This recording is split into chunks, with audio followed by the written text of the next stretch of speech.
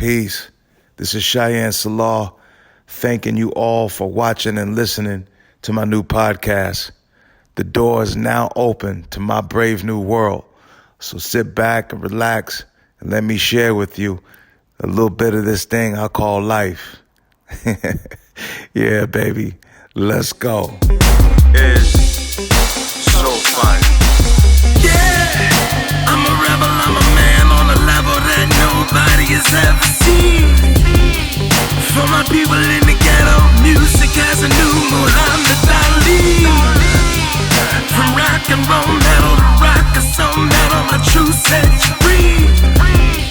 And I will never settle when God smacked the devil, the demons I'll flee like yeah. More money, more power, more love, and a lot more soul. Yeah, more passion, more time, more life, and a lot more soul. Yeah, more women like Mary Magdalene. Hey, baby, let go. Yeah. What's good, everybody? Welcome to another episode of Life. I'm your host, Shyan Selah, and y'all know what it is. I'm combing through everything I've ever touched, been through, been around, associated myself with, from knee high to still going. That's everything from sports, it's music, it's film, it's technology, it's outreach, it's community, it's politics, it's family, it's love, it's life, and everything that comes with it. And this episode is going to be nothing short of what we've been delivering the whole time, and that's just pure, raw, authentic life. My guest today is the beautiful Miss KD Hall. KD is a phenomenal entrepreneur. She's got all kinds of endeavors that she's been involved with. Over the last couple of years, I've had the chance to work with her, work around her, and get to know her process and what she does. She does incredible, meaningful work that translates from the community to the business world. And I'm super excited to have her. She's the first female divine in the room on the Life Podcast show. So let's just show some love for KD Hall. Thank you. All right, so we here. You're in the room, you're at the compound, you look amazing. I'm so happy that you're here. I know you have everything going on. You're one of those people that keeps the world dancing in your palm. I don't know how you manage it and how you juggle it, because I know you're a wife and a mother and just all of that. So please just tell my people a little bit about yourself and how you got started. Well, thank you for having me on the show. Absolutely. Life, seriously, this is a long time in the making, so I really appreciate it. And thank you for asking about the family. I think that grounds like anybody, right? It's family, having the right people around you. That's right. If it's your family or family that you make, so that's all good. It's been really good actually through COVID as well. So I'm happy to be here. Man, and you know what? I'm glad you said that, because I think a lot of times when you do what we do in the worlds that we're in, people forget we got families. You know, people forget that. And not just those immediate responsibilities. It's also like a lot of times we're at the forefront of, creating legacy for the whole family to kind of lean on. How has that been for you as a Black female in the Seattle area too? Because I think you're not originally from here. No, I'm not. So share with us a little bit about where you're originally from and what brought you out here and how you got your businesses going here. Yeah, I appreciate that. You Yeah. know, legacy's always been really important, like to us. I'm from Detroit, born and raised. In Detroit, the real Detroit. Too, for real, just born and raised, lived there 24 years. Wow. And I was grounded in family. Family was always really, really important. Even when I think back to my grandmother, and it's crazy you brought up family, because I've been thinking a lot about her lately. She passed away probably about 14, 15, 16 years ago. And one of the things about her was always about legacy, legacy building. We're just here passing time, but what are we leaving for those next few generations? And I think about her a lot. And when I left Detroit probably about 6 months after she died. David, my husband, joined the Air Force. It was a time in my life where I needed that pivot too, because a year prior to that, I was actually facing probably about 25 to 30 years in prison. Wow. Yeah. Yep. Wow. Yes. I did not know that. Okay. Yeah, a lot of people don't know that. So it's it's funny when people, they see you at a certain stage in your life and they really don't understand how you got there, the dedication and the discipline that it really took, to get there. So when I rolled the clock back and I think about Detroit, it's a beautiful, painful story for me because when I left there, it was for a new chance. And I never knew that I would stay in Washington State for almost 14 years. We've been here we've been here straight up 14 years. That's a long time from the Midwest out here. Yeah. But when you talk about legacy, that's something that was always instilled in us from a very, very young age. Thinking about like that next generation and like, what are we doing today to be able to instill like those nuggets? Because like you said, I care very much about money. I care very much about business and managing business. But at the same time, I know for me, in order for me to balance myself, I have to have a nonprofit. Absolutely. Yeah, I have to. I'm with you. Yeah. I'm with you. So I can do good and put good into something. Yeah. Not saying I don't do good in my business, Right. but my business is business. You know, I'm more serious. In a nonprofit, that's where I do like my price of admission to life type of work. I love that. So did the nonprofit aspect of you, and I love hearing the grit in the story too. I love my grandmother was the rock and cornerstone of my family. She's the reason our whole family is out here migrating from back east via Anchorage, and from DC to Anchorage, that is. And when I think about what happened to our family, as far as just not knowing really what to do when someone like that passes on, and someone who, in the nuance of her life, is like, it was second nature for her to make sure every weekend you guys are here, we're all gathering, we're eating, everyone's responsible, looking out for each other, we party together, we strive, we struggle together. And then when someone like that is removed, you lose some of that. Was that some of the processes that you were going through? And then you got the life thing going on where, you know, just life and the obstacle of our penal system. Absolutely. You know, absolutely. Like school to prison pipeline, like straight up. I already know. Yeah, like really, like in real life. And it, you know, even when I think back, so yes, my grandmother was definitely the pillar of our family. And yes, we have, since she's been gone, I would say that there's definitely been a significant void, like you could feel it. And I left like I said, like maybe within 6 months from there, I left Detroit and moved out here with my husband, and we just started our thing. And it just was healthier for us to live apart, especially those first 4 years, I would say, when he was in the military. Right. For me, in Detroit, I couldn't get a job, right? Because I faced time there. I came out of college. I was a first generation college graduate. So literally, I graduated April 26, 2005. And then by June, I'm being convicted of a felony, although I went through the process like my whole senior year of college. And it was caught up in passing out information, being young, working serious jobs, and going to school. That's the reason why we actually started our foundation. So like our college ambassador program was really born out of my adversity that I dealt with coming out of college. So you powering through college. Yes. You facing this dilemma. Absolutely. Family's transitioning. All that's happening at this. So how were you? What'd you do to keep it together? I didn't keep it together. Okay, so I did not keep it you together. let it dangle a little bit. Yeah, it definitely dangled for sure. Okay. Yeah, especially like well, in my senior year of college. So the situation that happened when I was working at a bank. I had a very serious job at a very young age. I moved up very quickly too. So I was like 19 and I was a personal banker. I'm dealing with $1 million accounts. I'm a girl from Detroit Public Schools, and not downing that, but it's not like I was exposed to this type of money before. I'm dealing with $1 million accounts. I'm 19. I have all these clients with all this money. And for me, it really didn't matter until people knew where I worked at the college. And there was a particular girl, and she always was like, kind of like scheming around me. And so like now I pay attention to people, I pay attention to my surroundings, I put up guards and things.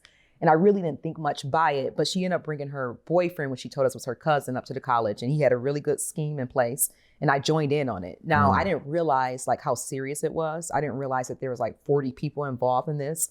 And so I did what I did. I gave up information. I might've got about $6,000 at the most. That was my sophomore year of college. So I ended up quitting the bank, like whatever, screw you guys. I was mad at the manager, so I quit the bank.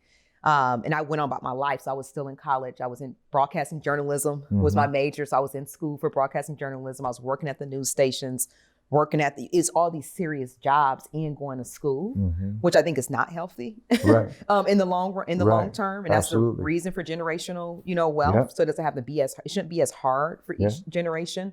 But then my senior year, that's when the FBI came and went boom, boom, boom, and I'm like, oh man, I forgot about what happened because it's 2 years later. And then during that moment, that senior year, I started an organization that's very similar to Katie Hall Foundation, and it was called SOS. And we were doing like women empowerment, getting people registered to vote, all that type of work. Love it. The suffragist movement, we were starting to learn about that and teach that at the college. And so we did that, and that did keep me sane, because although I was going to see it's not even probation yet, it's like pre-trial. I had like a pre-trial officer. So as I was going into Detroit to see that pre-trial officer having to drop urine, because marijuana out there, it wasn't legal back then. And so I did smoke marijuana in college, especially at this point. It helped me, get through. And I would have to drop, so I would have to use Ready Clean. It was just a whole process. I had to use the Ready Clean right in time, 45 minutes, get in there and drop. You drop clean, you good. All of this in my senior year of college. It was crazy, but at the same time, craziness pushed you to greatness. It does, especially I think when there's some of us that are kind of wired for the hustle, and we're wired for the back against the wall moments that for whatever reason, we have an ability to create solution, collaborate, negotiate, figure things out, even in some of the most hardest. And I think our culture does not get enough credit for that kind of resiliency. Because I often say, like, we're not technically, I would say, a culture of rules, but we're inherently orderly. And we have, spiritual disciplines that I think are just in phenomenal. Because our gifts and talents and skills and our just collective familial ways that creates the vibe of us. People don't realize how beneficial that is, and it doesn't get enough credit, especially when you're in a system that's institutionally dominated by finding ways or establishing rules to penalize against you, whether you know or not, or whether you're in a condition to understand it or not. That's an amazing thing, especially as a young Black female. What do you think, like, as you started migrating out to the West Coast, and then you get, David's in the Air Force. Like, you got a lot of stuff going on. A lot of stuff going on. So David was my high school boyfriend. So we met at 16, like straight up. We were young. And he's a cool dude. He's a cool dude. Hey, just so y'all know, he one of them brothers. He cool. He's a cool bro. I like him. He's a cigar smoker. Scott. I'm like, oh yeah, Tuesday's gonna be a great day. Absolutely. But yeah, David. So we were high school. We didn't go to the same high school. I went to the popular rowdy high school. David went to like the business school. All right. And Dave had a little privilege on him, huh? Well, he thought he did until we moved to Spokane. He thought he did. Okay, so y'all first landed in Spokane? We got dropped in Spokane straight up from Detroit. Wow. Now it wasn't that bad, because we did go to college out at Rochester Hills, and then David lived around a little bit, like with the military, before we got here. But no, it was definitely a culture shock. Going from Detroit to Spokane. But yeah, so we were already high school sweethearts, which was great. We broke up in college because he started dating Big Booty Judy. For like our sophomore year of college. Dave had nothing to do with it. He did it. And so then I know he's gonna be mad when you see that part. But he did. And you know what? I'm happy that we had that time of breaking up, because we were still friends the whole time. Anyway, and our friendship got really, really strong. And then when we came back together, like maybe 2 years. And so we were friends this whole time. And David was one of those people that was always around a lot, but he always was like more grown when we were kids. I can't explain it. He's got that vibe though. He was like the grandfather, although we were like all 19, 20. He was older, so he was I don't know about that, that type of thing. So David's been with me this whole process. So he saw what happened. And I want to touch on this too. And I'll get back into that, the school to prison pipeline. Like I made it through high school, right? Where a lot of people get caught up. And I made it all the way through college, and still in some ways got caught up in it. I was able to pivot because I didn't go to prison, right? But it's interesting. That school to prison pipeline can even be, through college. Yeah, especially, Detroit Public Schools. Detroit Public Schools. Right. And I was at Redford High School, which was arguably one of those schools. You know what I mean? So you got all the traps in the world to catch you up anywhere from K through 12. 3,000 students at our school. You already know. And then you get into college. And you know what? I was actually in the program where the kids weren't smart, allegedly. It's so funny, too, the education system and what they consider smart and what they don't consider smart. But anyway, that's a whole nother conversation. I was in not the REACH program. So the REACH students, which a lot of them were my friends, they were expected to go to college. for me, by sophomore year, I peeped the game. I'm like, okay, so we're like being broken up into these little boxes. They think we're dumb. They think that they're not dumb. Let me be an athlete. Okay. I started going over to the smart kids counselor, and I said, whenever these counselors come, I want to be there. Let me know. I'll figure it out with my teachers. And he let me come. I ended up getting into college, into Oakland University. I wasn't suspected to go to college. And when I went there, I mean, I guess like just even like that right there, the resourcefulness of me being able to see based off of what I saw with my parents, just them talking and just seeing how resourceful my mom was. Yeah. I figured it out. I'm like, okay, I see what y'all doing. But that was important too. Like in high school, being able to go to college and then getting through college, which was a struggle because I really didn't know. Like the different world was like kind of like my blueprint. Right. Watching a different world on TV. Right. Like for real. No, I feel you. I'm with you. That was my blueprint to college. That era and the way they were exposing the college life and the whole that's how I learned about college. Those shows are priceless. But that's how you kind of developed your strategy to get through. Absolutely. I knew I was going to college. Like I would tell my mom at like 12, 13, like 17, I'm gonna move out. I'm gonna go to college. I'm gonna lead a state. Like I laid out all of this to her. I didn't know it was gonna happen this way. But I really did. Like I knew going to college for me, I knew I had to do it. Like my parents, I felt like they worked too hard for me not to take it to the next level. You know what I mean? It's like, how dare me? After how hard they worked, and they did a really good job raising all 6 of their kids, you know, making sure that we got through school. So college, going there, I thought I would just graduate. I didn't realize all of like the barriers in college. And for me, since money is something that I love, money was one of those things that almost got me caught up and thrown in prison. And it was phenomenal too to learn about people. David was there. David had my back. Like at that point, all of my mentors dropped me because they were at the news stations and they're like, shit, we're covering you now. You know, and it was embarrassing. Like even at the college, like I was being teased, you know, because I was really popular in college and I was on my stuff. I really was. Like I was producing commercials back in college. I was producing rap videos. Like I would throw parties. I was making money. Like I was just a money maker. And so when people saw things turn on me, it was just interesting because a lot of people it seemed like they were happy in the college to see things turn on me, and like a lot of people were making fun of me and just like, you know, she gonna end up in prison anyway. Like I was a bum or something. And David had my back, and I saw that. Like then, you know what I mean? I was like, okay, he got my back. Later on, we'll get married. I don't know when, but we will, because I saw he was real. He didn't care that I was in trouble. As a matter of fact, David and his brother, I had to pay like $10,000 for a lawyer, like within a week, or else they about to put me in like the prison system while I was going through the whole process, which meant I would not have been able to complete college. So him and his brother went and grabbed like $2,500 like within a day so I could put a down payment on the lawyer. You know what I mean? So it's like having him during all these times was really good because like he knows like the struggle and he was a part of it. And so that's why it's like, it's funny because like people be like, oh, but like it wasn't, you know what I'm saying? It wasn't all beautiful. It was hard. But that's what, on the other side of it, that's what makes it beautiful because people do not realize what we go through in our culture, especially those of us that are way making, making stuff happen. Something just immediately rang to me when you were saying how folks get in their feels about, oh, you know, it's like you finally coming down off the mountain or whatever it is. They want to see you fail.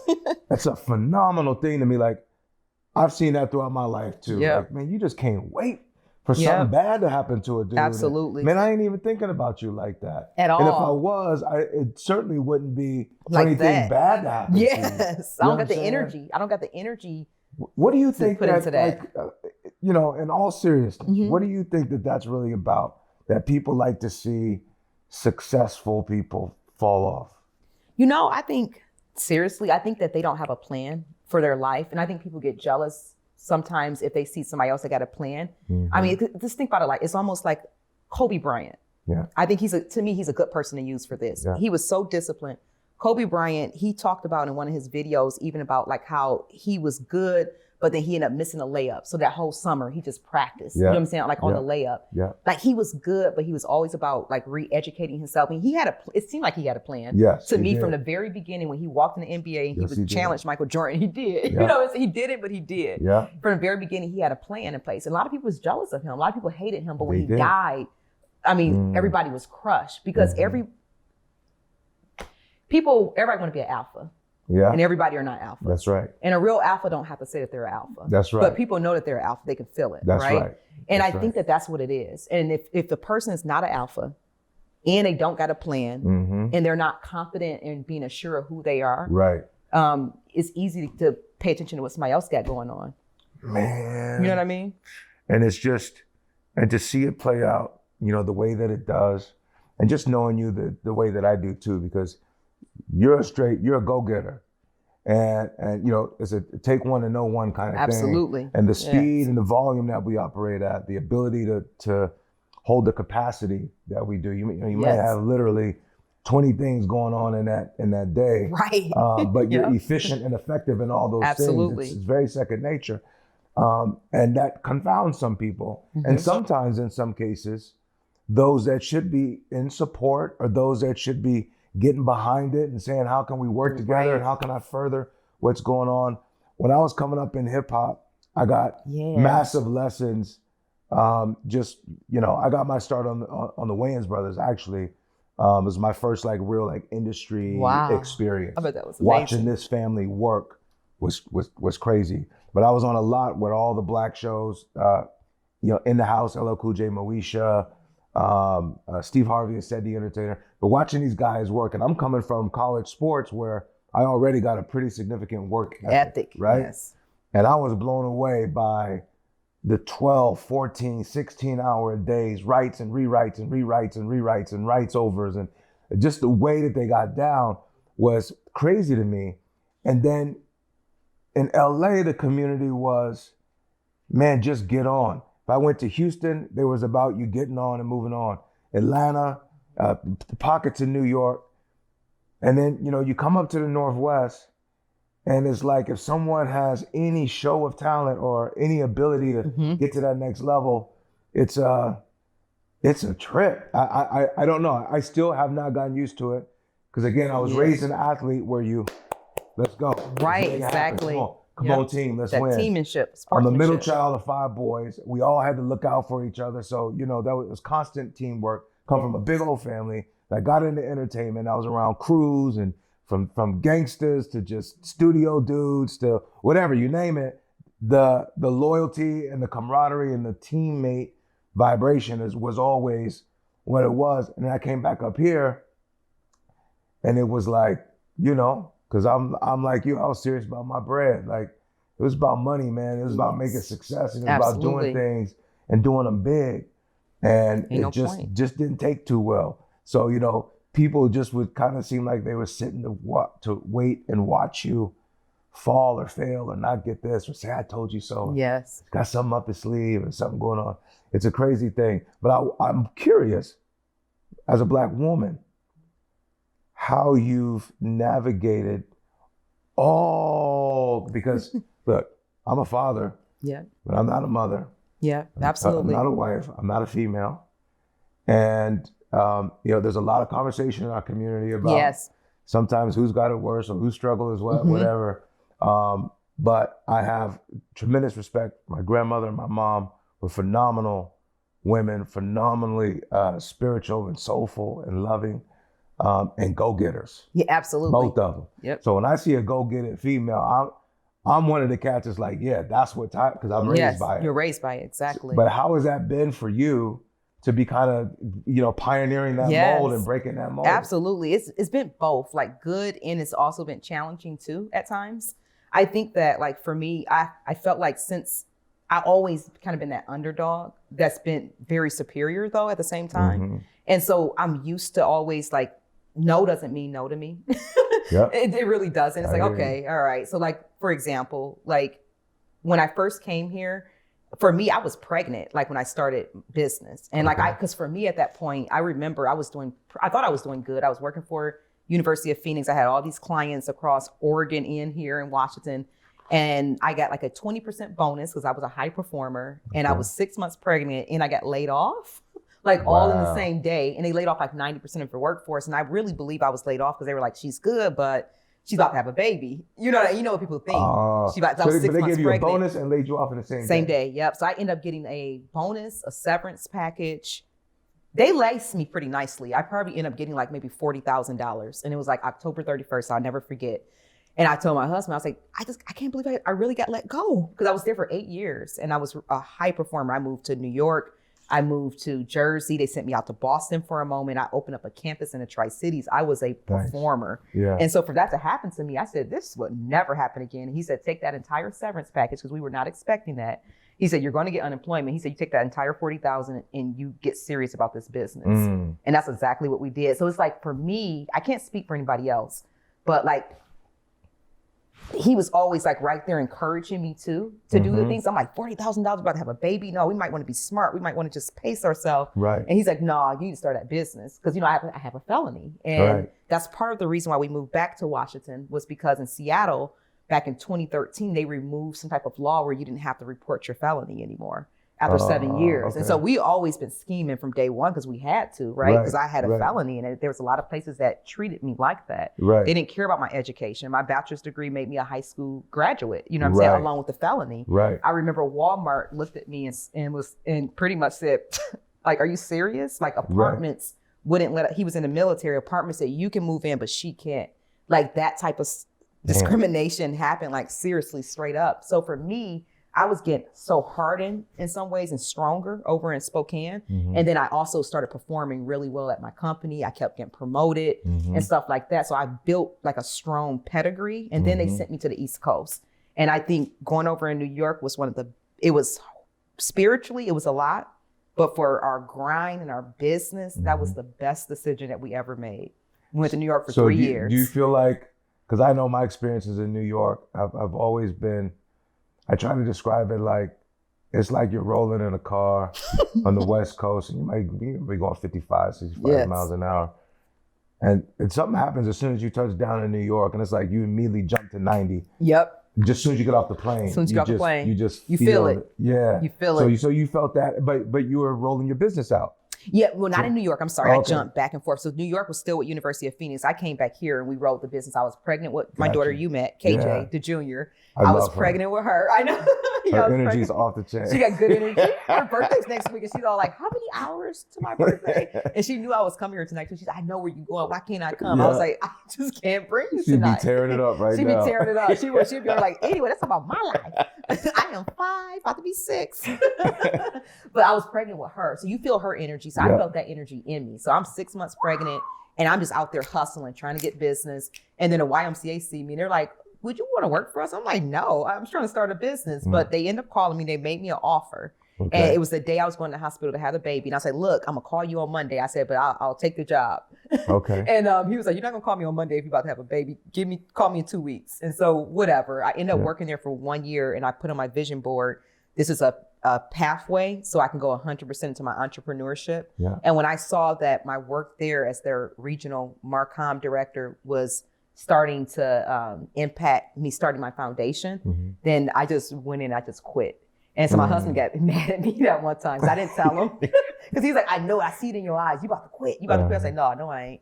And then I went in there and I quit because I knew it. Like, I felt it. I was like, if I don't quit right now, I'm going to keep working for somebody else. Right. And at that moment, I 100%, March the maybe 16th, 2016, I 100% became an entrepreneur. I just wasn't playing anymore. I said, whatever. Wow. And it was hard. That first year was hard. So that's amazing. So now you got baby just born. You're in a new job. Yep. And then we found out she had sickle cell. We found that out. Now let's talk about that. So, obviously in our culture, this has been something that has just been a for real thing for a long time. And I still feel like it's also one of those things we still don't know enough about. We don't. It's like we all know it's there. We've all heard the term in the family somewhere. Yep. Or someone's dealing with it. Yep. But we don't know enough about it. We don't know enough about it. So tell me a little bit, if you don't mind. Absolutely. About that struggle. Yeah, we advocate for it now. We do. Like at first we did it because we weren't in agreement. But David has the S trait. So we always knew that. Okay. His mom would always look at me like, do you got sickle cell? Like, I swear, it's almost like she knew. I could think of being 16 years old and she'd be like, do you got that sickle cell? And I'm like, no, what are you talking about? What's wrong with this lady? Crazy. Like, I just met this boy. Like, what do you mean? Like, we're not even boyfriend, girlfriend yet. Right. But she kept saying it like over the years, like she's seen something. And so he had the S trait. We knew about it. Okay. We had her, and then they found out I have something called the C trait. which they didn't find out about this until 1994. I was born in 82, so I'm 12. How was I supposed to know? I never was tested for it. And so the C trait in the state of Washington, they started testing for it in 92, I believe, 92 or 94. And the C trait in the S trait, it's not like the full-breeded sickle cell like SS, but it's sickle cell. And pretty much my daughter would have crises, especially like that first 2-3 years of building the business. It felt like whenever we had like we talk about her energy, whenever we had a big growth in our business, she always had a crisis. And so then I was feeling bad, like, damn, maybe all these people are right. Maybe I need to just, like they said, stay home and be a mom. Like maybe I need to stop going after my business, because like she would have these really bad crises. We would have these conferences called Women on the Rise every year. And every year we threw that conference, she would be in the hospital. So like I'll be in the hospital for maybe 72 hours and then no sleep. And then we roll into this big conference with all these people in the state of Washington there. And they're all getting on. And little do they know, we're like dying. You know what I mean? Yeah. And after doing that for 3 years, and seeing all the people that pushed through that, and they really, I'm not gonna say that they didn't, but like everybody wasn't really given to the foundation for the right reasons, in my opinion. So in 2019, I stopped doing that Women on the Rise, and I focused more on sickle cell. And I focused on our college ambassador program. And from there, it continued to grow. But that sickle cell is serious. But one thing I wanna say about sickle cell is water. Okay. It's water, it's simply water. Making sure that you're hydrated and making sure you have herbs in your body and you're not eating BS. So that's why I say with the churches, I was so happy to have churches, because we don't fry chicken at home. We don't fry chicken at home. I'm in Detroit, okay? I'm used to eat fried chicken like 6 days a week. Hey, that church and we don't ain't fry no chicken joke, at though. home. We don't fry at home. Yeah. We don't bring certain things into our house, you know, because we're serious about it now. And we're walking into almost 1 year where she has not had a crisis. And I'm talking about her entire life. We'll probably have like 6 to 7 crises a year. Yeah. And we're walking into 1 year. And my husband, he quit his job at UW. Like, I mean, when I say we made drastic moves in 2020, he's been working since, you know, like the military. He quit his job flat out, like F y'all. He's been there 3 months. And then he started, he took some classes at Bastyr to learn about like herbs and the breakdown in the body. And with this thing we got her on right now, she hasn't had a crisis. And even when it seems like she's about to have one, we bought this Kagan water machine. And I mean, it's incredible. Like it flushes her body. So it's like she can't even have, if she want to have a crisis, she can't. Because everything we're putting in her is good. That Kagan is no joke. I've been hip to that for the better part of about 15 years. Really? And, wow, I just learned about it. Oh yeah, that's a very, very powerful system.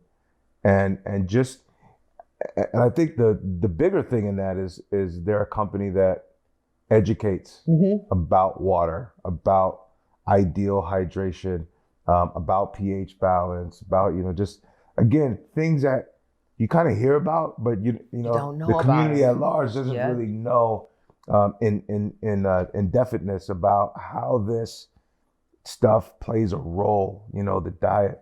I had got into a realm of what they call, you know, biohack culture, and when I was entering, I was kind of studying and looking at you know, herbology. You know, just looking at life enhancement, quality of life enhancement, absolutely, fasting, meditation, prayer, all these kind of, you know, esoteric ideas, if you would, but historically have always had very strong scientific grounding elements that anyone could participate with to better their life. And it's just cool to see and to hear that, you know, the culture is finding ways to adapt to it. But I still feel like part of it is because you're you and David is David, and you guys are moving the way you're moving. You can't help but bounce across success. I think success is not just like a material thing. I think it's an energy and it's a self-propagating, a self-perpetuating like vibration, that anything that's successful, anything that's good, anything that's vibrant and viable, you're going to run into it if you're marching towards success.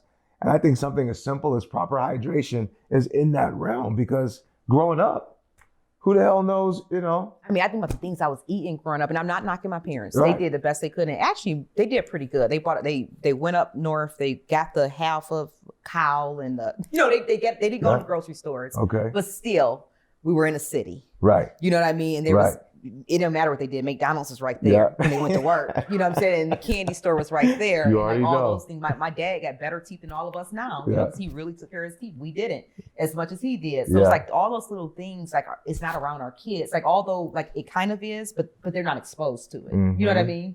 And I think that hydration is so, it's so key. And she's 5. And you know, she told me and my husband about 3 months ago, because after she hasn't had crises in like 6 months, she said, you know, I was having them. Y'all weren't giving me the right water. She told us that, like, straight up. And like, she's into all of this. Like, this is her room. This is her ceiling, actually. Not this, but she has a light that projects this on her ceiling. Really? Yeah, both of them do. And she told us that. And I really believe her. And she's very spiritual. I could look. Extreme. Just the little bit of time I've gotten a chance to kind of get to know her for a quick second. I can feel it. Yep. She's like, spiritual. this one's off the hook. She's gonna do serious things in life. She is. And you can tell she's insightful and she's receptive and she's certain. She's very certain. She's very, very certain. Like, sometimes it feels like we're like friends. I'm like, hold on, I'm the mom. Don't talk to me like that. I'm the mama. Like, I'm the mama. Shit, I think. That is amazing. Okay, so now you're here. You're in Seattle. You're doing your thing. The family's out here. Talk a little bit about your for-profit endeavors and what you're doing on that side of your entrepreneurship. Yeah, you know, it's a lot of what I went to college for. Like, because when I was in school, I was a broadcasting journalism student and mass communications. Okay. But I naturally gravitated towards business. And so I started, to be honest with you, I just started a business. Like I said, I was pregnant. I got let go from this job that didn't make sense for me. And I had a felony. And, you know, I didn't want to get into a situation of going applying for jobs and people telling me no. See, pause right here, though. Everything right there is stacked against you. Yeah. If you know, I'm just thinking about all the communities I've been in, the colleges I've lectured at, and I think about like the realm of someone's ability to create an excuse because life is what life is. But here that's you never are, been me. sister girl, pregnant, got the felony, you know, migrated all the way from the East Coast. You know what I'm saying? Like you got every reason in the world to be like, I'm cool.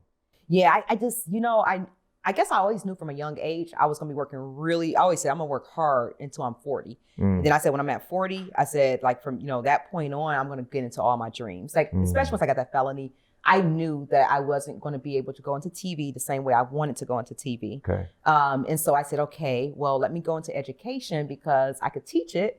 And so that's why I went into working at University of Phoenix. And then I got 2 master's degrees there, like in the process. So I did an MBA. That's where the business came from. Okay. Love it. And then I did a master's in adult education because I was like, okay, the business degree made me stale. Now I need to get back creative. I did a second master's.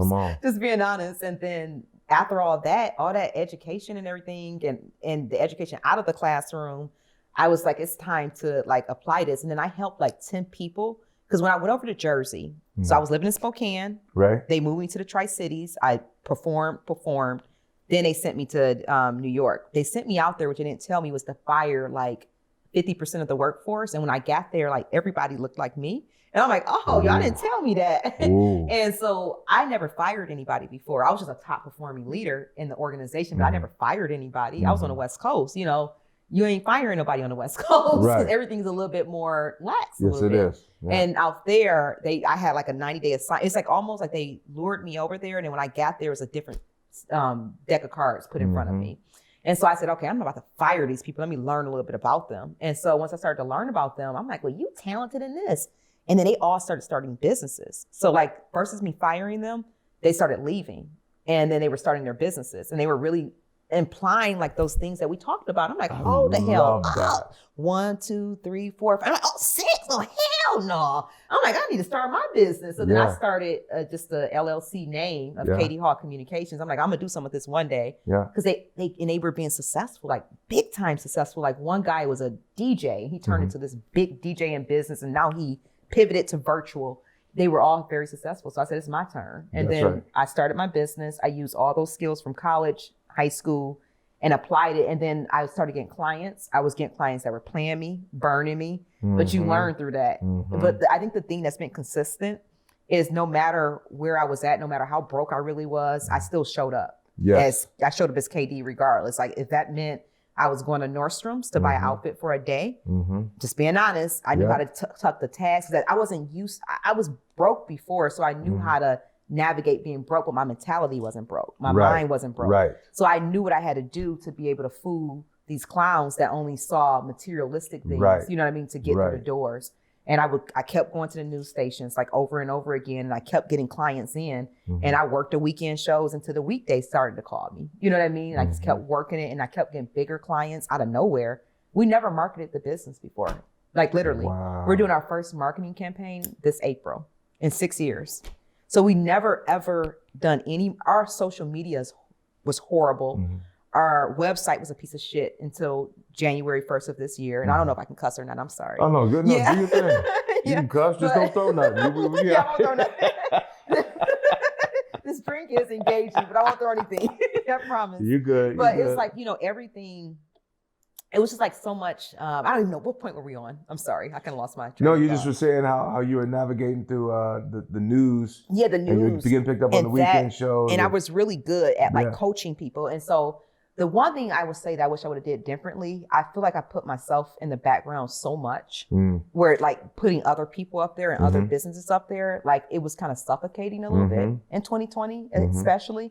That like I felt very burnt out coming into 2021. Yeah. And so like in March, like there's certain clients like I'm not taking on just because for March I really want to focus on myself. Right. For 1 month, I have like those, those steady Eddie Sure. clients. But in March, I'm really trying to focus on like pushing my brand, like for real. Okay. Like I never done it before. Like it's people think I have, but I really haven't. Right. I pushed the foundation and people got Right. confused with that. And they were thinking the foundation was the business. Right. It worked for Right. me. It really did. And I think I put a lot of good out there too. Mm-hmm. Like with people, like no matter when people were going through things, no matter how big or small they were, like I would be there. Right. Like in the background. I've helped so many crises in this state where I'm on NDAs that nobody would ever know it was me. So many crises, especially last year, big ones. I mean, Bellevue College was one of them that I can publicly speak about. I was there, like with the whole Japanese American incarceration, that mural that happened last year. Like I managed the college through that crisis. You know what I mean? So I guess what I'm trying to say is, whenever you're doing your hustle is good, but you got to find some time to do the things you love. And I think that's what brought me here, honestly. Absolutely. Well, the interesting thing about when I think about you is it's in that first impression realm, coming out of the NAACP experience, but just watching you work.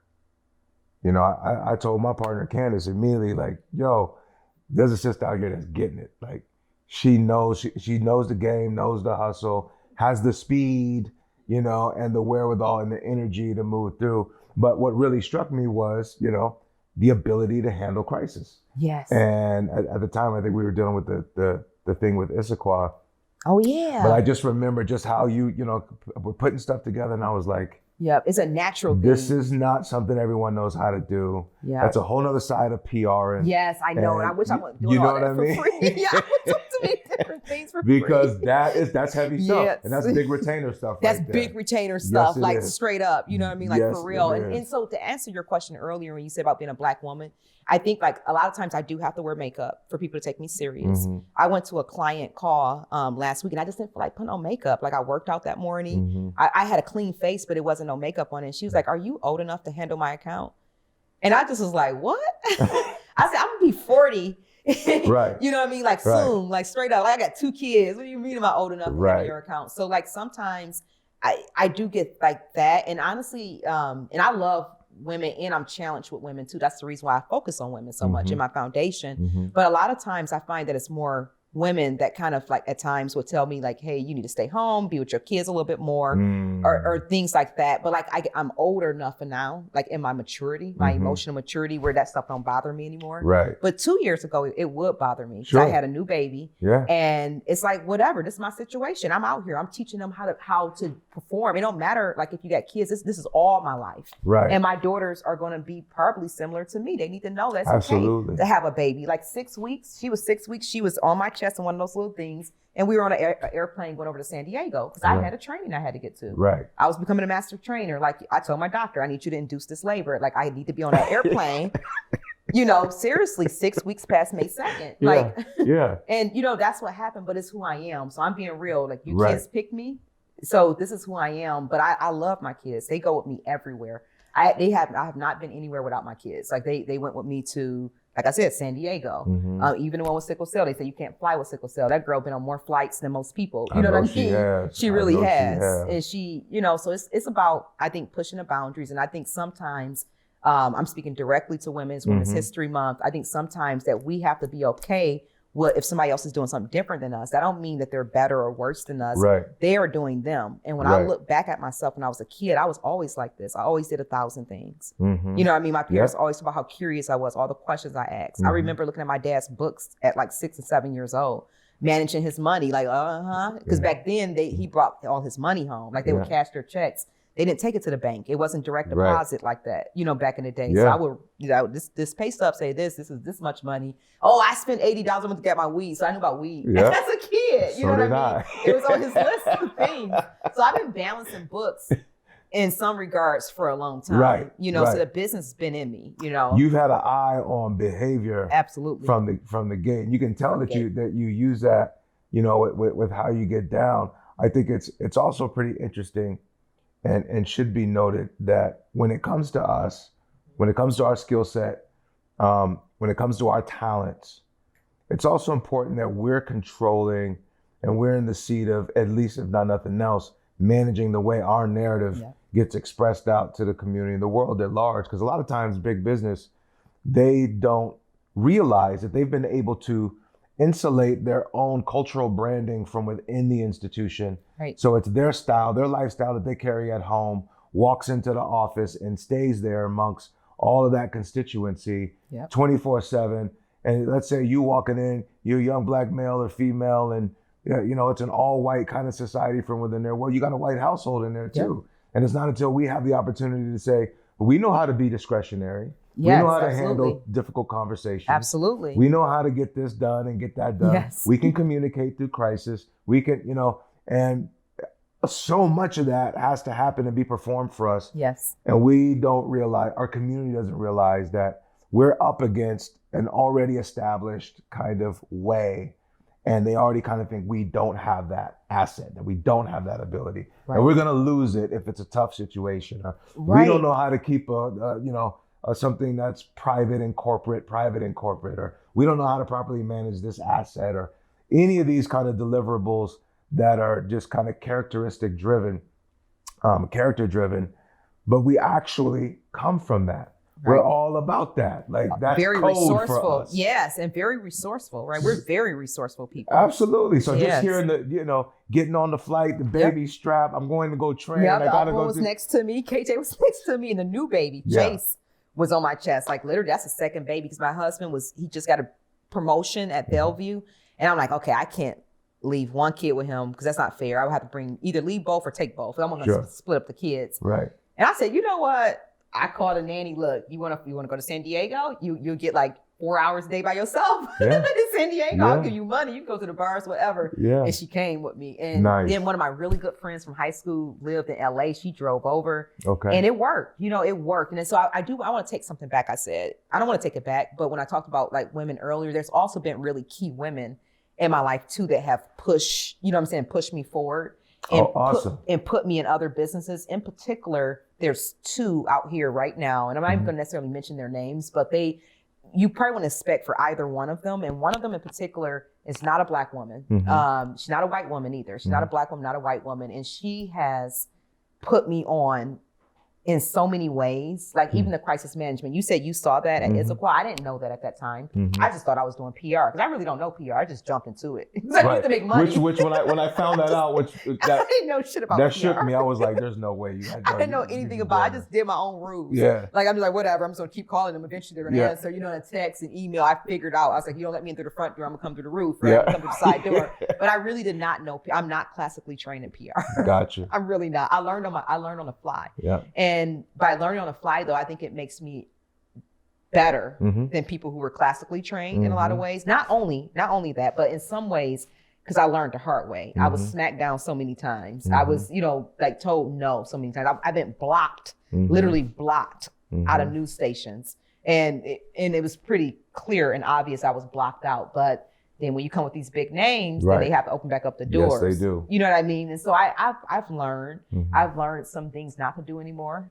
Right. I've learned some things to do. But what I'm trying to say is I taught myself. But yeah, I learned a lot by coming up the hard way. Mm-hmm. And but it's beautiful now because now I have the professional systems, like all of the professionals. Mm-hmm. So I guess I'm a professional now in PR. And it's so funny to say that because I've managed $20 million campaigns. Right. But I just did it I just did it. You know what I mean? I can't really tell you like, hey, what system did I follow? I just said, fuck it, I'm getting news. Yeah. Because look, again, another asset to the culture. Like, that's how we move. Yes. You learn on the fly, you're surviving. But the instincts, the intelligence, because the thing that's unique about you is that you have the ability to empathize and be considerate for who you're representing. Absolutely. And so I've noticed that with you. I take their money serious. Yes. You like in their skin, like, yo, I'm putting it down for my client. And yes. I think that in and of itself, like that service model, your ability to do that. Thank you. Is so huge. Whereas you have a lot of people that they'll let their brand get in the way of the actual service for whatever reason, what have you. And then you kind of miss out on some of that. Culturally in business, you know, most, particularly tech community especially, they got this, you know, the idea of R&D, right? You got an R&D phase where, you know, millions of dollars sometimes are raised to just see if a thing works. Yes. I be telling guys like, yo, black folks in R&D constantly. Yes. And we're constantly proofing that we can make it work, right? You mentioned that there was a couple of females that are kind of helping that force go forward. How big is that? That's that so after important. all the hate and all the obstacles and all the stuff you've climbed through. It was hard to accept it at first because I was like, oh, what's their motive? You know, and that's bad. That's interesting. And I had to do a lot of meditation. I had to do a lot of like positive self-talk about relationships, you know, and like other women. You said you're the middle child of 5 boys. Yeah. I'm one of 5 girls. Okay. And I have a little brother too, so it's 6 of us. Okay. So I totally understand that culture. So keep in mind, I came up with all sisters, and I was the 4th to come, and I was, you know, a little bit more wild, a little bit more acting like the boy, that's me. and stuff like that. So they're like, oh, what is this chick? Is she a boy or girl? You know, they didn't know for a moment, and I was very, you know, just out there, like whatever. I'm gonna try everything, and I think that the relationship between women is so phenomenal, and it's also very hard. I think it's complicated and it's beautiful, and I think because women are naturally we're so complicated in a good way. I think we're strong. I think we're powerful. And I think when we link together, we're extremely powerful and we're unbreakable. I think that at the same time, I also very much represent the unity too of, you know, man and woman or, you know, whatever you want to do. I'm cool with all of that. But what I'm saying is I really do believe in man and woman being together. I don't believe in pushing men out. That's why David was always very present in the foundation. Whenever we did anything for women, we stuck in on talking about men as well. Men was always there representing the inherent power of women, but I don't believe in pushing men out. You know what I mean? Because it's important in order for us to make real systemic change to happen. Right. Everybody needs to be at the table. It seems like that's a thing now. Amongst a lot of brothers that I'm good with, and I just hear in different circles. There's definitely a general feeling that women pushing. We're just, you know. No, I promise you, like, honestly, if it was not for David, I would not be here. And I'm okay with saying that. Right. And I'm an alpha female, and I've never said that before. Right. But I know I am. Right. But I know for a fact I would not be able to do half of this stuff if it was not for David. And I mean that 100%. Yeah. That's respect. You know, it's interesting that it's gotten in that space where, you know, I don't know, again, coming from a background where I'm not good with jealousy, not good with... I'm not either. I don't like it. I think it's stupid. Just stuff like that. Yeah, it's like, you got time. Because I was constantly in a space where you had to go team. You had to go team it. Whether I'm with my brothers and my cousins, go team it. If you win, then we win. We won. You know what I'm saying? And if the ball comes to me, man, I'm going in for us. You know I'm winning. There's a us-we thing that was constantly there. And so I never, you know, quite adjusted to, you know, the notion of where some of the like really strong individual, ego-driven kind of blame and possessive and it's your fault and get at it. I don't know. I'm still trying to just assess all of that, but I'm also aware, acutely aware, that the Black female for the longest of time was not at the table in the least bit. And so I think the universe is interesting in the sense that it changes. It has its ways of making rights wrongs and wrongs rights and correcting things and balancing. But see, we don't want out. things to reshift again, you know. Exactly. And that's why I try to balance myself, because I'm addictive personality. I can go very far left, and I was going very far left when I first got started out with the whole Women on the Rise thing. And when I say far left, it doesn't mean it's a bad thing or a good thing. Sure. But I went very deep into it. I just like, you know, women, yeah. You know, I was so deep into it, I had to pull myself out for a minute to breathe, right? Because you don't want to go too deep into anything, right? You want to be able to have a little bit of a balance. And so for me, it was the balance between that, the women initiatives, you know, fighting for, you know, equal rights for women, fighting for, you know, women being able, and for me, my biggest thing was women in leadership positions. That's what it always was for me. It was always about breaking the glass ceiling. It was always about the future. It was more or less like about my daughters and girls like her. And I do think it's important for everybody to be able to work together. So like my organization is not just for Black girls. I think that that's a disservice from my perspective. I'm not saying anybody else is wrong for doing that, but I think it's a disservice because you have to learn how to work with everybody. I think it's a time where it'd be great for Black girls to be together. But I think what I bring to the table is when I bring all women and girls together to work on systemic issues, to be able to raise women and knowing how to work with men too through the process on what they need. Right. And so I think that makes us different from a lot of women organizations. And I'm about to put the energy into the foundation too this year. I have no choice but to. Right. No, I love that because, and I think that that's true to, I think that's true to success. I think it's true to that vibration, that vibrational success I was talking about.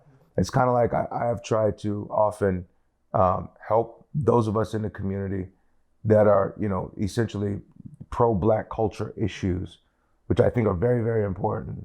And to some degree, there's a necessary exclusivity that needs to be dealt with there. But the fact of the matter is that I believe, you know, life's kind of like football. And so you're going to be playing with and against all kinds of folks. You're going to be coaching with and against all kinds of colors, flavors, styles, creeds, religions. And so you have to be very well adjusted. You have to be socially adjusted in a sense where you can stand on you and still appreciate another and collaborate with another. And in some cases, particularly when it comes to business and other things, integrate processes. Because if that's so important. Come on now, if it's designed to get to a goal, you got to just get to the goal. Yes. And you don't know who's going to be in that locker room with you. You don't know who's going to be in that boardroom with you. And you don't know all the way makers that are involved. You just know you got to do your thing. And it's to your best interest, and who's sitting next to you is doing theirs too. Exactly. Because that's what you're there to do. That's what we're there to do. Exactly. And that I would say that's kind of hard too with the type of business I have. Because I do bring in a lot of contractors, right? Sure. And then sometimes I go to clients and they think that they can cherry pick.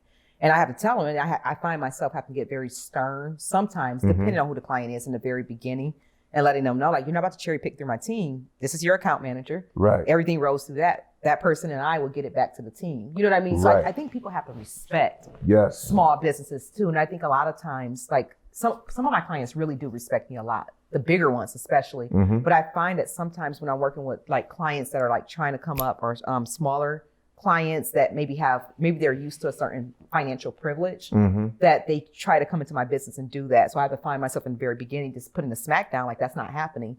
This rolls through me. I'm running this show, regardless of what you think. You know, I'm running this show, and if you want great service, I need to run my show the way I'm used to running my show. You cherry picking in does not help us achieve either one of our goals. Ever. Yes. Ever. And it sends a message to whoever's on the other side of that cherry picking too.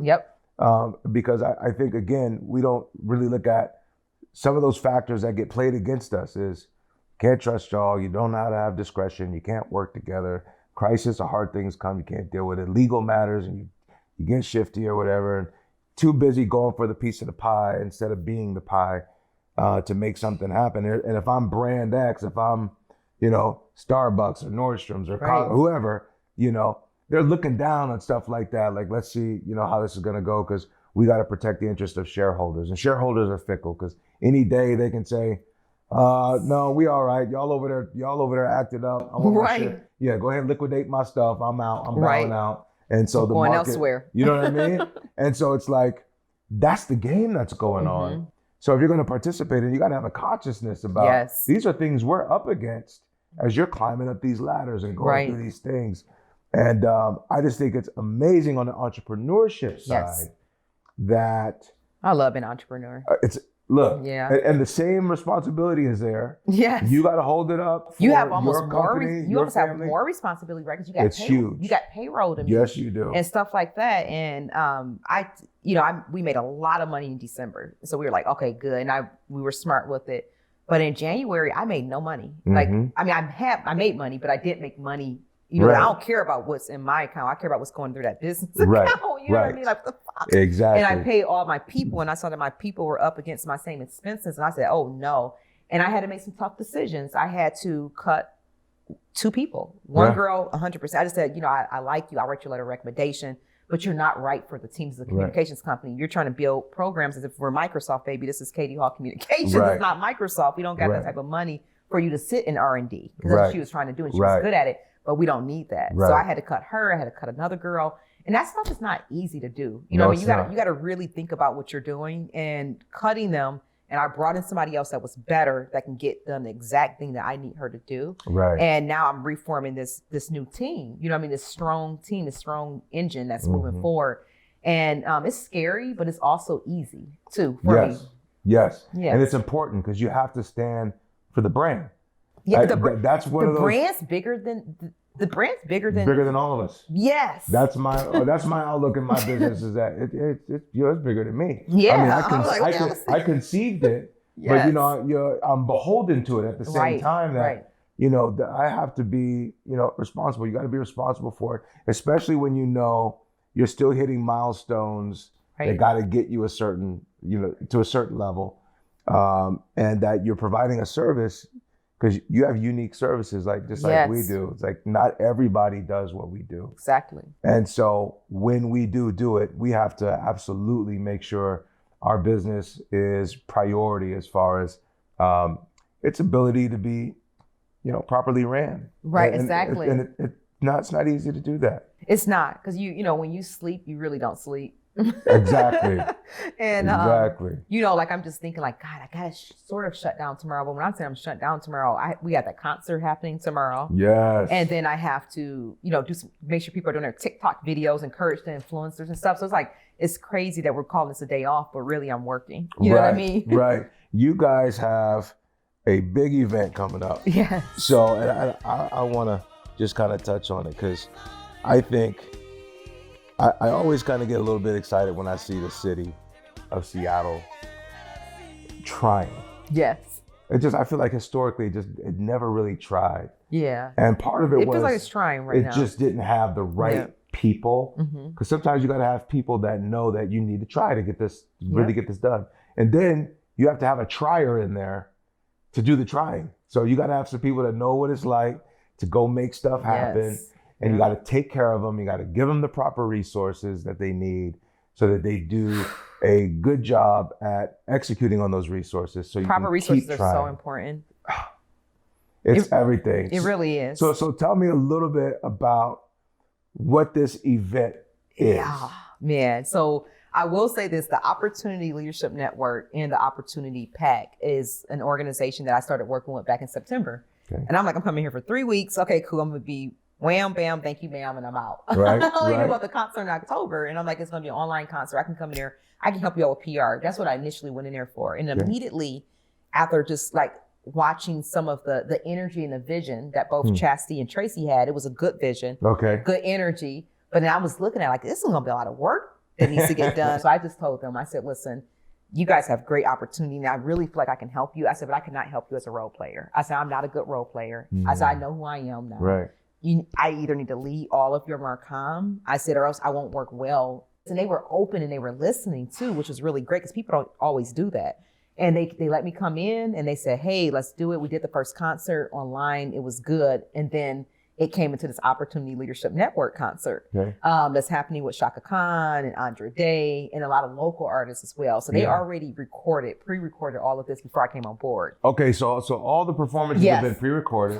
Obviously, everyone's being COVID safe and the whole nine. It's beautiful too. Like Chaka Khan, wow, she was in studio with quite a few singers in there with her. Yeah. But they all pre-recorded 4 to 5 songs. Oh, that's awesome. And then we end up, so then the big pieces of it was already done. Yeah. But then it was about pulling it together. And I think that's one of my greatest strengths is being an octopus. Yeah. And so I'm like, okay, we can't do this online. We need to put this on TV just so somebody can take us serious. Right. And then from there, I was like, okay, I got a lot of contacts at King. I could see King 5 taking this over any of the other stations locally.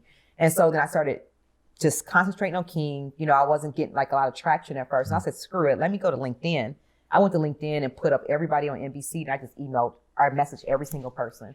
And then the person that emailed me back was the person that brings you into the station that, you know, we don't have to pay, because they kept trying to pay. I'm like, no, we ain't paying for nothing. We're going to do this for free. You know, so I'm trying to figure out, because when I go into people's companies, I'm also looking at saving them money, because that's what I do in my own business. And that's not PR, as you know, it's not. Whatsoever. So I really need to like sit down and think about my services and really work with a coach. But anyway, that's what we did there. And so we got the concert off the ground. We got King on board. And then we end up getting NBC on the East Side on board. And so then after that, I said, well, look, let's just keep reaching out. And they gave us a great product too. So like the product that Chastity and her team produced, I mean, they got Chaka Khan, Andra. They got local, like Paris Alexa, which is like a lot of people really like her. I like her style, her vibe. Yeah, she be vibing. She's really cool. And then they got that Stephanie Ann Johnson, I think it's her name. Okay, Stephanie, she's one of my favorite. Like she's just so smooth. I think I like smooth. Yeah. She's really smooth. She plays her guitar.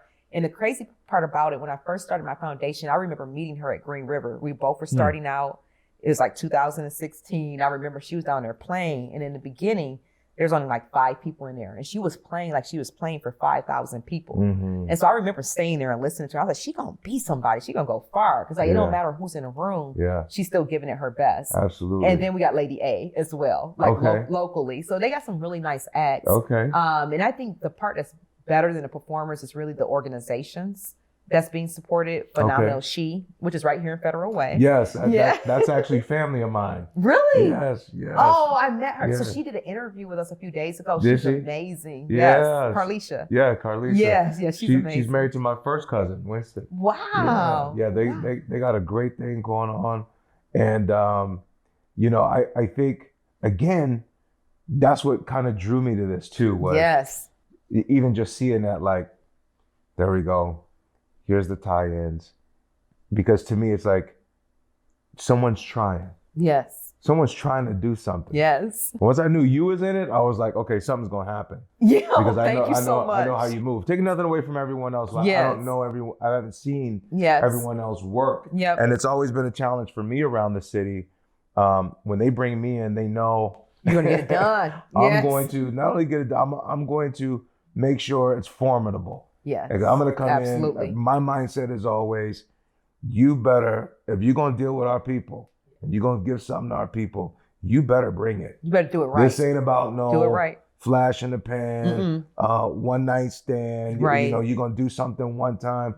Set something up that's going to be a blessing for a long time, and make sure that we are in the responsibility seat of seeing to it that those resources are there and they're made available, and that the storytelling, because again, and I've had this privately, I've had conversations with certain waymakers around the town where I said, it's not even a racial thing. It's a cultural thing. We are the kind of people that sit down and storytell and talk about our day and here's who and what's what. When my partner Candace, I tell her everything. I come out to tell her everything. I just glad, you know what I'm saying? She's probably ears running dry and the whole nine. But I'm just letting out. Like, that's how we do as... That's how you relieve.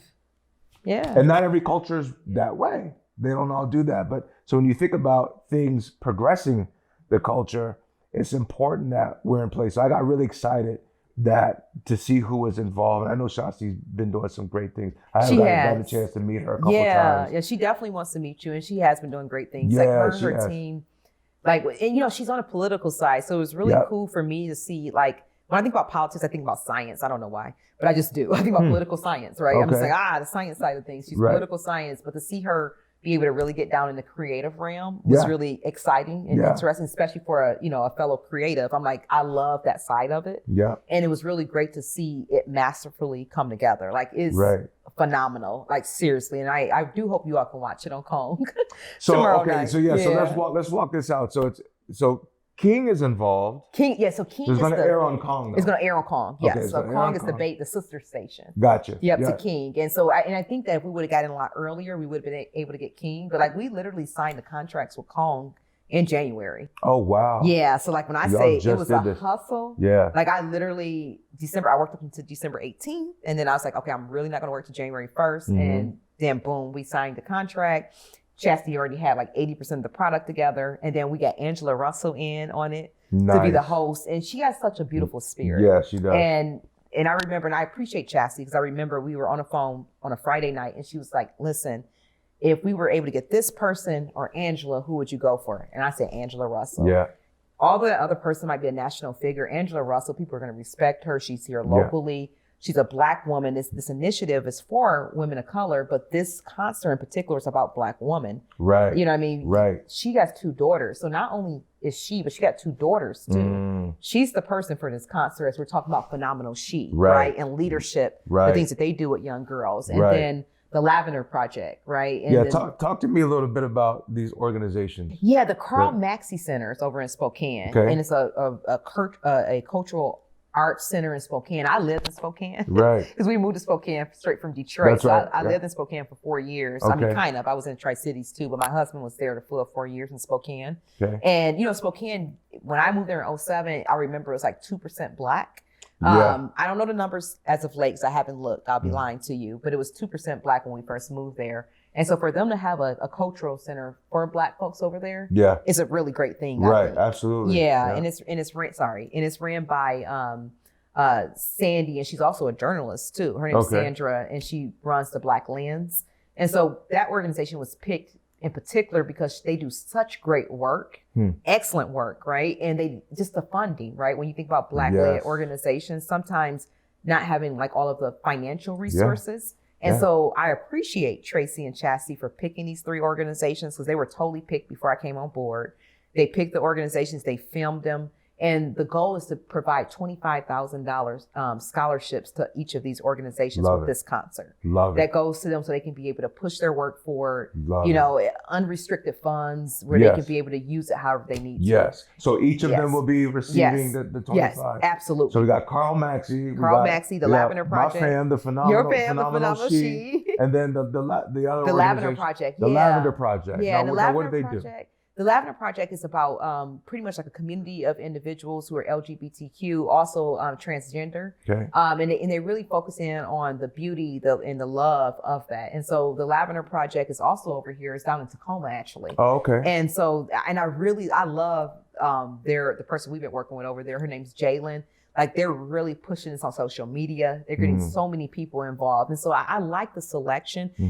Chastity and Tracy and Opportunity Leadership Network made it very easy to be able to market and do PR for these 3 nonprofits. Right. Because like, who wouldn't want to support them? Right. Yeah. You got to, they're all doing remarkable stuff. And they're all led by Black women. Yes. And that's why those organizations were chosen for this year. I love that.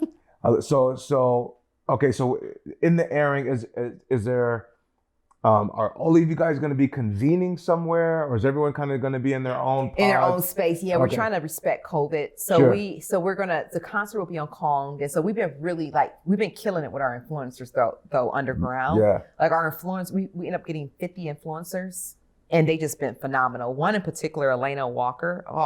And her family's been living here and from here. She's an entertainer too, and I would say we really should look out for Elena Walker. I think she just hit 30. But I feel her coming into her full womanness. And when she reached out and said she wanted to be an influencer, I jumped right behind it. And she ended up winning the influencer competition too. Really? Yeah, she killed it. Like right away, brought so many people on. She's a performer. And then Zenobia Harris was another one too. Okay. She's the CEO of the Kent Chamber of Commerce, the only Black woman right now serving on the chamber. And she came in right behind Elena and also brought in 50 people. So our influencers, I would say, have been significant to us really pushing this concert very far. locally. And then nationally, it's really been our communications team. We've been connecting with New York Times, New York reporters, because everybody, they're happy when they hear Chaka Khan Absolutely. and Andra Day. So Absolutely. we've been getting some really good press run on this.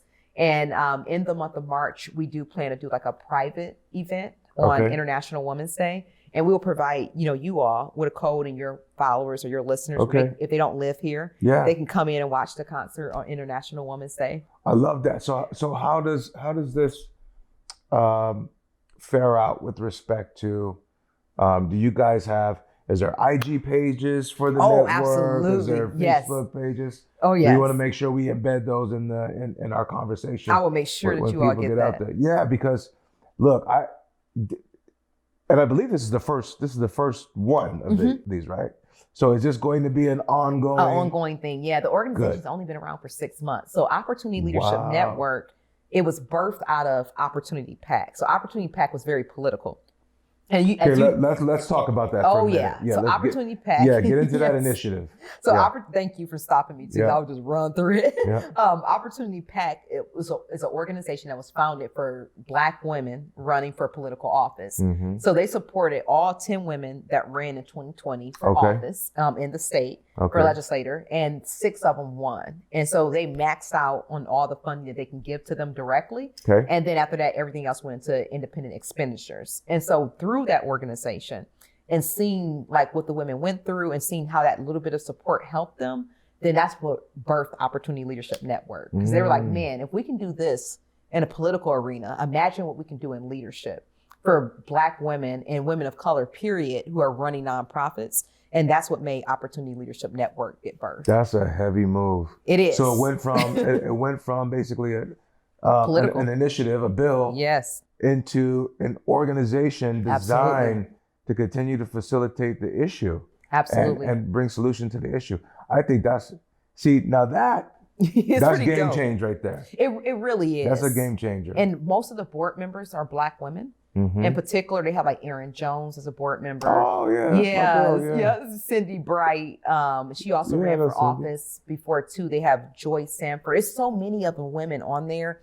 And it's just been phenomenal to hear their insight. It's like political leaders in nonprofits that's on their board. And they're really giving them really sound advice to be able to move both organizations forward. So it's been really, like you said, I guess I do really integrate myself into organizations so deeply that sometimes I do find myself getting lost in them. So I need to make sure that like, as I continue to grow Katie Hall Communications, that I get that balance, right? Where I'm not it's important. Deeply in there. Because I get so deep that I have like a deep ownership to it. Yeah. But I'm very excited about this concert because I feel like everybody did a really great job pulling it together. And when you see, I think the local artists, just to hear like their commitment when we were talking to them on the phone, they were very excited about it. They're really pushing it, especially Lady A. She got so many followers on Twitter. They've been pushing it. And we're looking to do another one. And the great thing about Tracy and Chastity and just the organization as a whole is they're really open to, more people being involved to creating the future concerts as well. Right.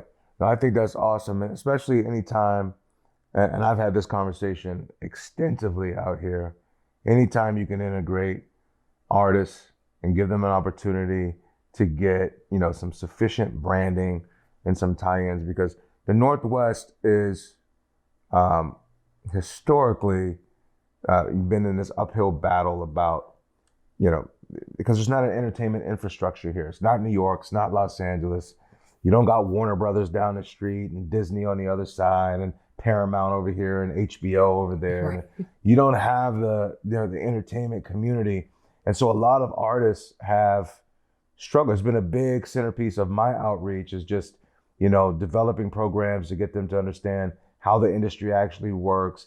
These kind of opportunities are the opportunities they need to be tied into, where they get real good exposure. They get with organizations that are actually trying to be around for a while. They're going to treat them respectfully, because you got a lot of venues that get artists and they'll say, we're not going to market or promote you. We're not going to put your face or name in the paper. You're not going to get on a marquee or a billboard, but bring your 30 people in tonight so that we can give you a meal and a couple free drinks and kick you out. Like, that's kind of been a bit of the standard. I'm not saying anything about any particular venue. No, I get it. But a lot of them have been taken advantage of. So I love seeing that there were artists And they all were in paid. this. And yeah, I know. Yes. And that there's a great organization of people around them that I know are going to take care of. Like that's everything. It Because then you is. can set precedents with other types of events and types of things that are going on. And our artistic community is a big liaison to the community as a whole. And if they get a chance to shine, Lord knows, you know what I'm saying, the other things that can open up. So hats off to you and what's it called? The Opportunity Leadership Network. Yes. That's amazing. All born from an initiative. All born from an initiative. Yes. Like they did Opportunity Pack first. Yeah. And Opportunity Pack was definitely a 501c3. They were able to bring funding in to support those women. And they're still going to be supporting women this year too. As soon as we're done with this concert, they're going to be swinging back to Opportunity Pack and making sure they're getting ready for the women that's running for the different positions this year and next year. So it's really great to see the work. So and your communication is Katie Hall Communications. Katie Hall Communications. And the foundation is what? Katie Hall Foundation. The Katie Hall Foundation. Yes. Now, just real quick before we spill out, I want to line back in with the foundation because I know you've done a lot of great stuff with the foundation. Mm-hmm. I love that foundation. And you've created some awesome programs. Just what's a highlight there? Like, what are you most proud of? The College Ambassador Program. Okay. Hands down. The College Ambassador Program, we graduated about 60 women, Nice. mainly in the state of Washington. We had one group out of University of Michigan because I had to go back home and do one group. So Of University course. of Michigan. Of And course. that was our first all-women's cohort. And they graduated back in 2018 when I had my baby. It's funny, I was working with them and I remember I gotta go to the hospital, had a baby real quick. I'll call you on Monday. I always tell people that. I never call on Monday. And so they were great, but about 60. And so now we're going to our 6th year. We're about to go into our 7th cohort this year. Nice. And I'm very excited because this year we are going to turn it national, where we're going to go after women-owned businesses across the nation. We did some data and some statistics, and we found the areas where women-owned businesses were hit the most. And what we're going to do is provide our college ambassadors to build up their Marcom programs. Now, of course, we need to raise funds in order to do this. And so that's something that we're doing. But Swedish Hospital already committed, $10,000 to $15,000 to pay for our ambassadors to be able to do this initiative. And so our goal is to be able to bring in more funding so our students can be able to go in these businesses and help these small businesses that are ran by women, help them with their marketing, help them with understanding what PR is. And you probably can't afford PR right now, but what can you do in your business to be able to get the attention of media? Teach them how to ride their waves, teaching them basic business savvy skills. And so we plan to take women through a 12-week cohort that's going to be national. So we want to have two women in Detroit, women down in Florida, and all these different places so we can really run them through this Women on the Rise program and provide them with the communicators that are master's degree students or seniors in undergrad that's going to be following them through this process for 12 weeks to be able to help do the work. That is amazing. Yeah, I'm excited. That is amazing. You graduated 60. 60, yes. 60. You gotta love that. You gotta love that. So 2021, 2022, what's on Katie Hall's priority plate? What projects you got happening? Thank you for asking the question. Well, I think number one, the most heart-fulfilling project is the Sickle Cell Initiative with our foundation. So we created ourselves a 5-year call to action. And those Kagan machines that we were talking about with the Kagan water, like our goal is really to be able to make sure that we get as many sponsors as possible to minimum get that into anyone in the state of Washington who has sickle cell to get that into their households. Like just even if we just did that, right? Okay. That's enough, right? To be able to take them, even if somebody's having crises every month, that would probably take them down to having it 6 times a year. That's life-saving for some people. You know what I mean? And for my daughter, we're walking into 11 months, literally on Tuesday, 11 months without her having a crisis. And I know it works. So that's number one, is getting those Kagan machines into sickle cell households. The second thing is our College Ambassador Program will go into the Women on the Rise, like I was just telling you. Our college ambassadors will be supporting women-owned businesses nationally. We're going to put them both in a cohort, make them work together. What were the things that we learned? How did COVID impact your business? There was more women impacted by COVID than men, even in like the working sector, where more women left their jobs or were let go from their jobs, and a lot of them went home, took care of their families. If you ask me, it couldn't be a better time to start a business if you don't get one. So how can we help you? We know what PR and marketing does to these businesses. It gets you out there. Absolutely. And so my goal is if I have this gift, I can make money off of it, but then what's that one? Remember I told you about that 10%? I have to make sure 10% of me is good. Yes. I'm good, but you know what I mean? I got to you. make sure 10% of me is given to something that's not putting money in my pocket. Right. I feel you. And that's what this is about for me. I'm about to be 40 in a year. And so I really want to be able to support as many women as possible. We got 60 college graduates. How great would it be to have 60 women business owner graduates? Ooh, that'd be huge. How great would that be? Right? Huge. And so that's another thing that we have going on in the business. We're really like, we have our mark, we got our brand, we got our name there. What we're really looking to do is making sure that we're pivoting to the things we really like doing, which is storytelling, whatever that looks like, but very much being able to truly push on a storytelling standpoint, getting businesses to really understand the purpose of storytelling, getting those CEOs comfortable having those conversations, letting them go deep into their business, guiding them, coaching them. I'm a trainer. I got that second master's degree, remember, in adult education. Yeah. I teach at UW 1 quarter a year. I hate teaching, but I love teaching at UW. Right. As long as it's 1 quarter a year. And the reason why I like teaching is because honestly, it makes me so much better in my craft. Yes, I agree. And when you can teach something to somebody and then come back and apply it, it's just so much better. Another thing too is through me teaching, a lot of those individuals later, they come work for me. It's amazing, and I pay them right too. Yeah. So that's amazing as well. So we got that going on. And I think something else that we got going on is we just started a third business. Okay. Me and my husband. It's called Bell Body Royal. Our signature product is an intimacy product. Okay. And it's called Release. And it's for women. Okay. It's for all women too. All right. We're going all the way up that spectrum. I mean, you have to be at least 21. We hope to buy it. Okay. But even for senior women, it's for them. If they have, vaginal dryness, different things like that, the actual Release product help them with that. Is CBD. It's organic. Women can use it if they're in their sexual time, having sexual relations. If you just have a baby, you can use it too. So we're really excited to roll that brand out. And it's a CBD based. Yes, CBD based product. Okay. Yeah, because we all know it's cool being a service based business, but after a while, you get weathered. Yeah, in service based business, and so. As we're talking about generational wealth, and we got 2 kids right now. My husband wants a third one. I'm like, I don't know about that, but he wants one, so he probably gonna get one. But with 3 kids, I'm thinking about their kids. Right. And so in order for us to be able to have real financial wealth for the long term, we have to have a product. I need something making money when I'm asleep. I love that. You know what I mean? So that's the purpose of that third business. That is awesome. Yes. That is awesome. And I think it's one of those things, again, you're pioneering into a space, been bastardized to the culture, has been taboo. It's all this stuff with it when it comes to our sexuality or anything. Yeah, I'm just letting loose this year. It's like whatever. Yo, we grown. After COVID happened. Yeah, come on, man. Look, it's you can't tell me nothing. That's right. You can't tell me nothing. We survived. All of us survived. Yes. A year of COVID. We're literally walking into a year. So it's like whatever. Right. Say what you want. I'm going to be asleep making money. I'm going to donate some money to probably to your nonprofit, so shut up. Exactly. Yeah. And somebody actually, we did a pitch. And I remember one of the guys in the pitch was like, well, are you concerned about the work that you do with young girls that, if you go into this intimacy product that you're going to be looked at, as negative to girls? I said, look, at the end of the day, I'm a business owner. Right. One of the things that I do is I support young ladies and girls. Right. That has nothing to do with me looking at a way to make money for my kids. Exactly. Somebody got a problem with that, then they make sure their girls don't go into my girls' programs. Right. You ain't got nothing to say about anybody's stock I buy, no matter what their business practices may be. So, what I mean? That's kind of how I see it. Like, skip the judgment.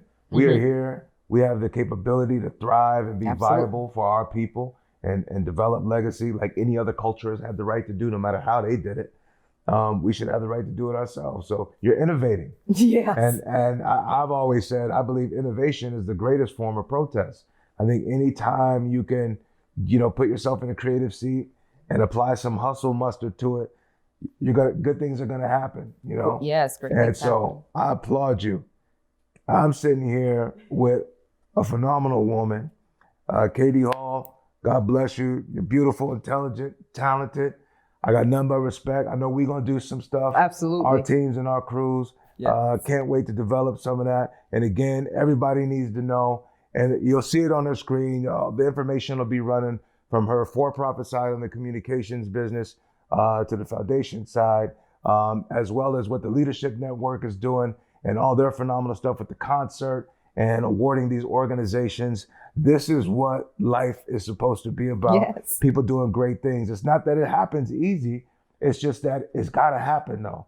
And so it takes people with some resiliency, with some talent, and with some wherewithal and a little fight in them to make sure that it gets to where it's got to go. I am super proud to be here with my first female guest. This is historic. You know, look, this actual show, iHeart, Player FM, Google Play, y'all help me out with who I'm missing, Apple, Spotify podcasts.